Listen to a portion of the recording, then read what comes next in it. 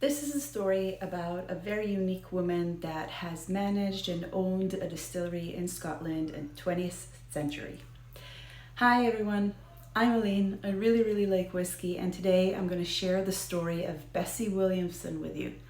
Laphroaig is a very special brand for me. It means a lot to me. It is the one that has opened my mind to understanding that whiskey can taste sweet and gentle and elegant and floral and fruity like Macallans, the Macallans of the world, but also very peaty and smoky and heavy and stinky and super delicious like the Laphroaigs of the world.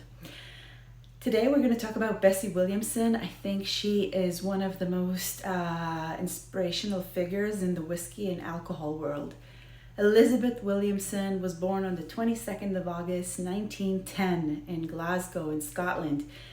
In her early age, she started working in administrative jobs around town, and then at the summer of early 1920s, she was offered a 3-month temporary job as a secretary in the Laphroaig distillery. She took it.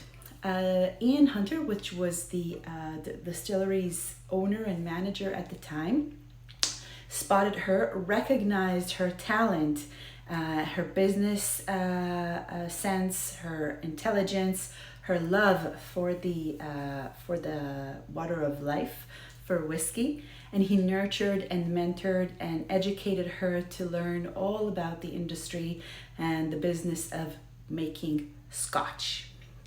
Around 1930, unfortunately, Ian suffered through a stroke, and he stepped down as the manager of the distillery, basically enabling Bessie to start running the entire distillery on her own.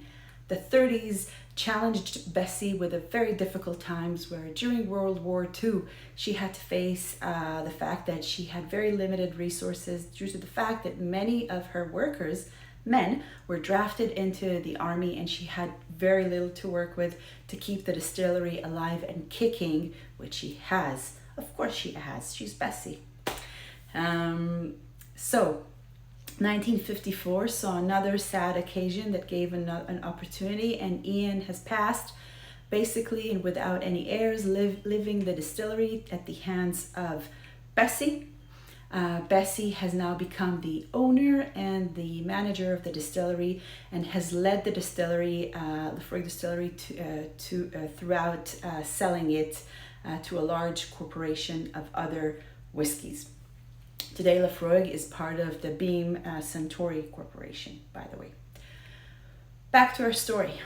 The unique thing that Bessie brought was bringing single malt that is heavy, peaty, smoky, and very unique in flavor to the US market. Up until then, it was the majority of alcohol that was bought from Scotland was blends. That was the popular drink. The palate was more on the sweeter side, in a country where bourbon and rye are very popular. And to bring in something that is a single malt and different in flavor was a huge challenge, and she did it. She did it while educating the distributors, educating the consumers about single malt processes, about its value, about its uniqueness, about the unique flavor of smoke and peat. And using that, she basically she has created, and she's responsible for Laphroaig's popularity in the US as it is today. Another thing that I want to mention about Laphroaig and about Bessie is that if you ever run into a whiskey that doesn't say Laphroaig but says Williamson, I have a boutique version here with me, which I love. It's a tribute to Back to the Future, and it's basically called Williamson. And the reason why it's called Williamson, that's the teaspoon name of Laphroaig. What's a teaspoon name?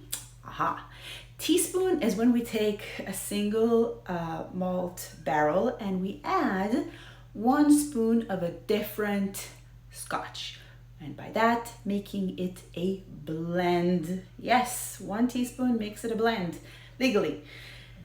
That allows any kind of independent bottler to distribute the Laphroaig or whatever other single malt under a pseudo name, and the Laphroaig's pseudo name, which is known in the industry as Williamson, as a tribute to Bessie.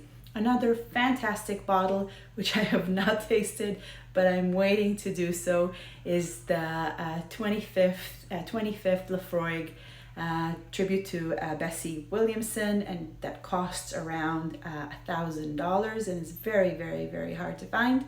Maybe one day I'll get to taste it. But for today, I'm going to raise a glass with you with the Kirchis.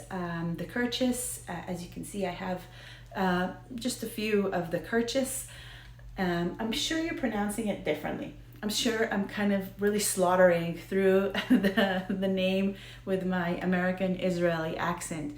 But Kirchis is an annual release from Laphroaig, and it means partnership, friendship, and alliance in Gaelic. And every year it has different aging, different process, different warehouse, different casks that were selected for that release. And I love it. So yes, I love it very much. All right, thank you for sticking with me. I'll see you at the next video. And here's to people that are breaking boundaries and changing the world, introducing new flavors. Cheers.